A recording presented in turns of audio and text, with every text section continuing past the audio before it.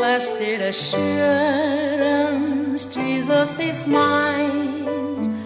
Oh, what a foretaste of glory divine, heir of salvation, purchased of God, born of His Spirit. 여러분 안녕하세요. 방음리가 보는 빛과 어둠의 세상입니다. 우리는 매년마다 부활절을 맞이합니다. 예수님께서 죽었던 영혼을 구원하시기 위해서 십자가에 죽으시고 3일 만에 부활하셨습니다. 그래서 우리는 생명을 얻었고 주님을 찬양하는 것이지요. 그러면 부활이 무엇입니까? 죽었던 것이 다시 생명을 얻어 살아나는 것을 부활이라고 말하지요. 부활이라고 하면 백합화, 계란을 생각하게 되는데요. 세상 사람들은 부활절에 선물을 보내고 카드도 보냅니다. 또 가족들이 함께 고급 식당에 가서 즐겁게 식사를 하기도 합니다. 또 우리들은 교회 다니는 사람들은 좋은 옷을 입고 교회 가서 부활절 예배를 드리지요. 이렇게 기독교인이나 비기독교인이나 부활절은 참 기쁜 날입니다. 그런데 무엇이 그렇게 기쁩니까? 그 기쁨의 의미를 알고나 기뻐하는 것인지, 그러면 진짜 부활이란 무엇입니까? 그래서 저는요, 부활의 의미를 우리 신앙생활에 몇 가지 적용해서 이해해 보고자 합니다. 먼저 당신 자신이 구원받았는지를 확인해 보십시오. 에베소서 2장 3절 말씀입니다. 전에는 우리도 다 그 가운데서 우리 육체의 욕심을 따라 지내며 육체와 마음에 원하는 것을 하여 다른 이들과 같이 본질상 진노의 자녀이었더니, 하나님이 없는 인간들은 모두 진노의 자식들입니다. 그래서 모든 인간은 구원을 받아야 하는데, 구원의 생명을 다시 얻기 위해서는 반드시 예수님의 보혈, 예수님의 생명이 필요했던 것입니다. 에베소서 2장 1절 말씀입니다. 그는 허물과 죄로 죽었던 너희를 살리셨도다. 여러분, 정말 구원받았습니까? 그랬다면 당신은 생명을 얻었고 당신의 영혼이 부활했습니다. 아멘? 그렇습니다. 모든 인간이 아담의 범죄로 인하여 모든 영혼이 죽었고 그 후 하나님과의 생명의 관계가 끊어져 버렸기 때문에 모든 인간은 죽음 가운데 처하게 되었던 것입니다. 로마서 5장 19절 말씀입니다. 한 사람이 순종치 아니함으로 많은 사람이 죄인 된 것 같이 한 사람의 순종하심으로 많은 사람이 의인이 되리라. 예수님께서 인간의 죄를 사하여 주시려고 십자가에서 속죄 제물로 돌아가셨습니다. 그리고 십자가에서 피 흘려 주심으로 인간의 모든 죄값을 갚아주시고 예수의 피로 더러운 모든 죄를 깨끗하게 씻어 주셨습니다. 마태복음 26장 28절 말씀입니다. 이것은 죄 사함을 얻게 하려고 많은 사람을 위하여 흘리는 바 나의 피, 곧 언약의 피니라. 그래서 예수 믿기만 하면 죽었던 영혼이 생명을 얻게 된다는 말씀입니다. 저는 이것을 영혼의 부활이라고 믿습니다. 자, 그리고 이번에는요, 또 다른 부활의 의미를 생각해 보겠습니다. 구원받은 자는 생활이 부활해야 한다고 저는 그렇게 생각합니다.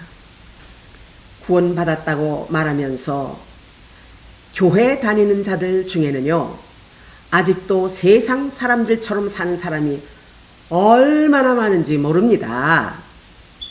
관념적인 신앙, 인본주의적 신앙, 지식적 신앙, 감정적인, 경험적인 신앙, 미신적 신앙, 자기중심적 신앙, 이기적인 신앙 등등 여러 가지입니다. 로마서 8장 5절 말씀입니다. 육신을 따르는 자는 육신의 일을, 영을 따르는 자는 영의 일을 생각하나니. 그런데요, 미안합니다.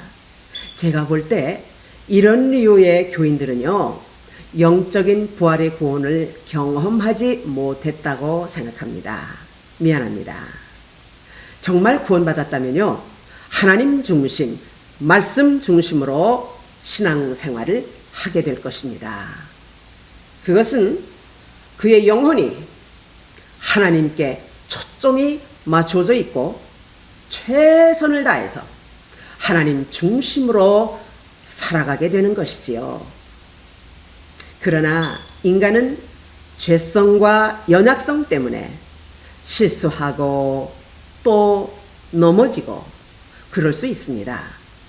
그런데요, 그럴지라도 인간의 죄성이라고 연약성이라고 말하면서 자기 변명을 하지 마십시오. 또 문제가 있는데요, 계속 실수하고 죄를 짓고 하면서요, 모든 죄를 하나님께서 이미 용서하셨다나요? 이렇게 말하는 사람들이 많습니다. 그것은요, 착각입니다. 에베소서 5장 8절 말씀입니다. 너희가 전에는 어둠이더니 이제는 주 안에서 빛이라. 빛의 자녀들처럼 행하라. 구원받은 자는 이전에 죽었던 옛사람이 아닙니까? 이제는 구원받은 새로운 피조물이 되었다는 것을 우리가 기억해야 합니다. 성령님께서 영혼의 부활을 경험한 사람에게요, 말씀을 가지고 영혼과 삶을 지배하시면서 항상 우리와 함께 거하시기 때문에 우리가 비록 연약할지라도 상습적인 죄를 짓지 않는다는 말입니다. 하나님의 자녀들은 기도와 말씀과 함께 살기 때문에 성령님께서 구비구비마다 함께 하심을 의식한다는 것이지요. 중요한 것은 바로 하나님 성령님을 의식하면서 살기 때문에 더 이상 죄를 지을 수가 없다는 것입니다. 그래서 저는 이러한 삶을 바로 생활의 부활이라고 저는 말합니다. 여러분, 정말 구원받았습니까? 구원받은 그 시간부터 생활의 부활이 이루어지는 삶을 사시기를 적극적으로 권면하며 축복합니다. 그런데 생활의 부활을 어떻게 알 수 있느냐고요? 그것은 바로 신앙의 성숙과 성화를 통해서 증명이 되는 것이지요. 자, 이제는 마지막 부활에 대해서 말씀을 드리겠는데요. 모든 인간은 죽음을 경험하게 됩니다. 히브리서 9장 27절 말씀입니다. 한 번 죽는 것은 사람에게 정해진 것이요, 그 후에는 심판이 있으리니. 이것은 마지막 심판을 말하는 것인데요, 하나님께서 선행과 악행을 가르는 심판을 말합니다. 그래서 우리가 호흡이 있을 때, 즉 살아있을 때 선행함으로 잘 살아야 한다는 말씀입니다. 계시록 7장 17절에 이렇게 말씀합니다. 이는 보좌 가운데 계신 어린 양이 저희의 목자가 되사 생명수 샘으로 인도하시고 하나님께서 저희 눈에서 모든 눈물을 씻어 주실 것임이러라. 할렐루야. 이 눈물은요, 여러 가지가 있지요. 질병으로 인한 고통의 눈물, 가난의 눈물, 이별의 눈물. 그런데요, 무고히 당하는 억울함의 눈물이 있다는 것을 생각해야 합니다. 이 억울함이 얼마나 고통스러운지 아십니까? 하나님께서 이 억울한 고통의 눈물을 씻어주시고 그를 반드시 심판하신다는 것을 생각해야 합니다. 만약 여러분 중에 이웃을 억울하게 했습니까? 생각이 나신다면 그런 분은 반드시 속히 회개하십시오. 고린도후서 5장 10절 말씀입니다. 이는 우리가 다 반드시 그리스도의 심판대 앞에 나타나게 되어 각각 선악간에 그 몸으로 행한 것을 따라 받으려 함이라. 하나님께서 구원받은 자들의 선행의 심판과 구원의 부활을 경험하지 못한 자들의 악행의 심판으로 모두 심판대 앞에 세워진다는 말씀입니다. 이 마지막 심판대 앞에 설 때에 모든 자들이 부활의 몸을 입게 되는데 이것을 부활체라고 말하는 것이지요. 영원히 썩지 않는 몸, 죽지 않을 몸을 말합니다.